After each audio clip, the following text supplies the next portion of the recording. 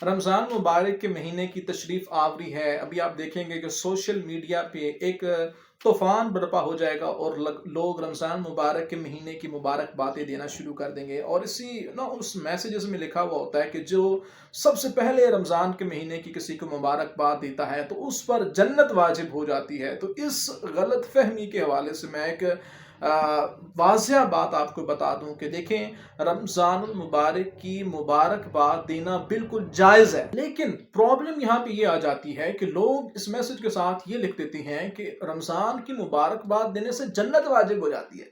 तो इसके हवाले से वजाहत ये है कि देखें, इस तरह की कोई भी हदीस उलमाए उलमाए इस्लाम को किताबों के अंदर नहीं मिली। तो लिहाजा जो बात किताबों के अंदर मौजूद ना हो, उलमाए किराम जिसको बयान न करते हों, उससे बचना ही बेहतर है। कि वो हुजूर दो आलम सल्लल्लाहु अलैहि वसल्लम की हदीस मुबारक है कि जिसने मेरे ऊपर झूठ बांधा वो अपना ठिकाना जहन्नम बना ले। तो लिहाजा कोशिश करें कि इस तरह के फॉरवर्डेड मैसेजेस को आप आगे फॉरवर्ड करने से इज्तनाब करें, और जो बात उलमाए किराम से मुसद्दिका हो उसी को आप आगे फॉरवर्ड करें।